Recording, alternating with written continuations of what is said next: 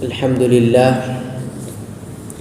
نحمده ونصلي على رسوله الكريم أما بعد رب اشرح لي صدري ويسر لي أمري واحلل عقدة من لساني يفقهوا قولي آمين۔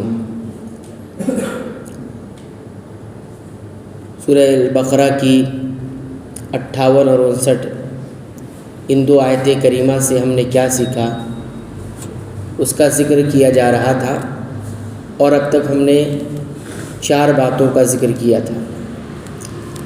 5ویں بات اس آیت کریمہ سے ہمیں یہ حاصل ہوتی ہے کہ بنی اسرائیل کی بد اخلاقی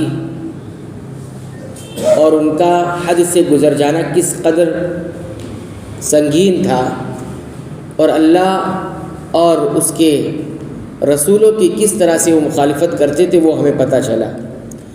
ایک بات تو یہاں یہ پتہ چلی اس کی صورت کہ انہیں جب کہا گیا کہ تم بستی کے دروازے میں جو داخل ہونا تو سجدہ کرنا، لیکن انہوں نے سجدہ نہیں کیا۔ ایک تو یہ مخالفت کی، سجدہ نہیں کیا، ٹھیک ہے، ایک حکم کی مخالفت کی، حالانکہ وہ بھی ان کے لیے جائز نہیں تھا، لیکن جب وہ بستی میں داخل ہوئے تو وہ اپنے سرین کے بل داخل ہو رہے تھے، ٹھیک ہے، جیسے بیٹھ کے انسان گھسٹ کے چلتا ہے نا، ویسے وہ بستی میں اس حکم کا مذاق اور اس حکم کو مذاق بناتے ہوئے اس طرح سے وہ داخل ہوئے۔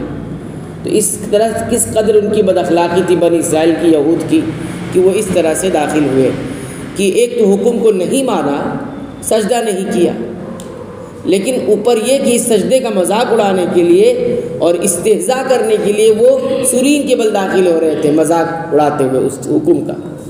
تو یہ پتہ چلا کہ کس قدر یہ جو ہے رذیل قوم ہے بنی اسرائیل، جو اس میں جو ظلم کیا، جنہوں جو بگڑے ان کے بارے میں۔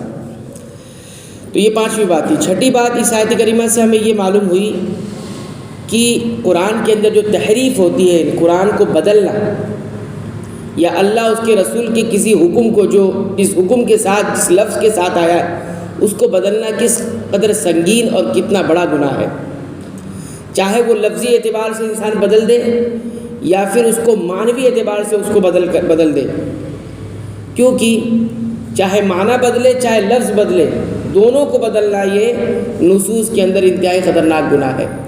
ان سے کہا گیا تھا کہ جب تم بستی میں داخل ہونا سجدہ کرنا، اور یہ کہتے ہوئے داخل ہونا کہ حطۃ، اے اللہ تو ہمارے گناہوں کو ہم سے معاف کر دے، لیکن وہ کیا کہتے تھے؟ حنطۃ فی شعیرۃ،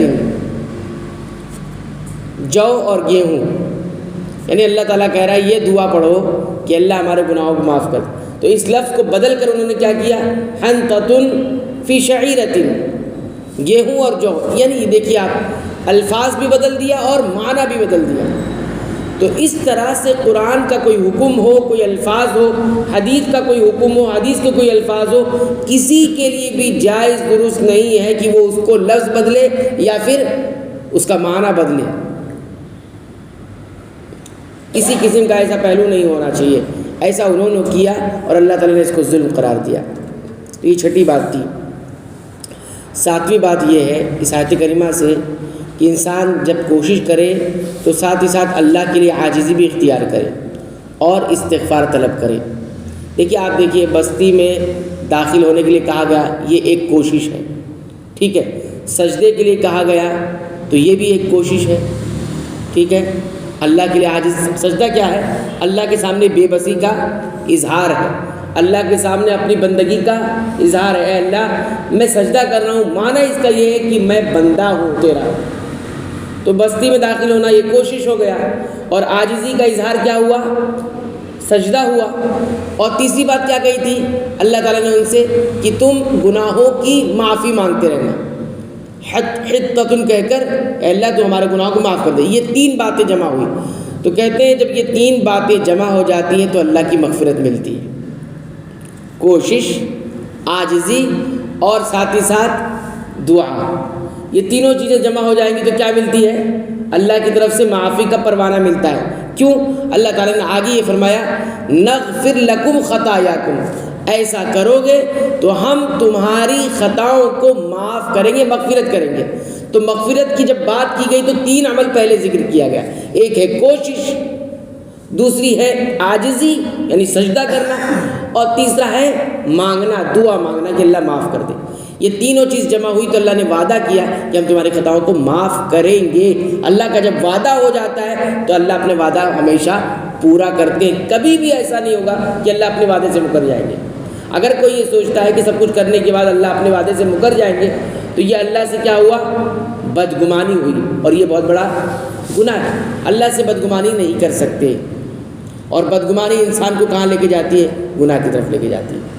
اتنا کچھ گناہ کیا ہوں اللہ معاف نہیں کرے گا، یہ کیا ہو گئی؟ بدگمانی ہو گئی۔ معاف کرے گا لیکن انسان توبہ کرے، گناہ کو چھوڑے۔ گناہ نہیں چھوڑتا، معافی نہیں مانگتا، اور پھر یہ کہے اللہ معاف نہیں کرتا، تو یہ تو زیادتی ہے۔ تو بہرحال یہ چیز ہو گئی۔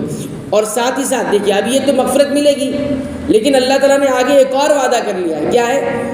وَسَنَزِيدُ الْمُحْسِنِينَ، اور ہم احسان کرنے والے کو اور دیں گے۔ مغفرت ملنا ایک انعام ہوا، ایک عدل اور انصاف اور اجر ہوا، لیکن ساتھ ہی ساتھ اللہ کا فضل کیا ہے کہ ہم اور دیں گے۔ تو انسان کو اور حاصل کرنے کے لیے اللہ سے مغفرت کے ساتھ ساتھ اور حاصل کرنے کے لیے مزید بھی کچھ ملے، اس کے لیے بھی یہی تینوں چیزیں کیا ہے؟ کوشش، جدوجہد نفس سے، اپنی عاجزی کا اظہار یعنی سجدے اور عبادت، اور ساتھ ہی ساتھ دعا، مغفرت مانگنا۔ یہ تینوں کے ساتھ ساتھ اگر کوئی چلتا ہے تو اس کو مغفرت بھی ملے گی انشاءاللہ، اور ساتھ ہی ساتھ محسن یعنی احسان کی کیفیت کے ساتھ کرے گا تو مزید بھی اللہ تعالیٰ عطا کرے گا۔ یہ یہاں پر 7ویں بات ہمیں معلوم ہوئی، اور بھی باتیں ہیں انشاءاللہ ہم آئندہ درس میں اس کو دیکھیں گے۔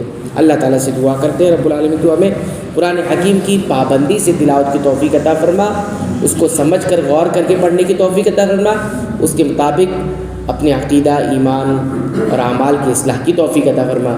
رب العالمین تو ہمیں بخش دے، ہمارے والدین کو بخش دے، تمام اہل اسلام، اہل ایمان، اہل توحید کو بخش دے، آمین۔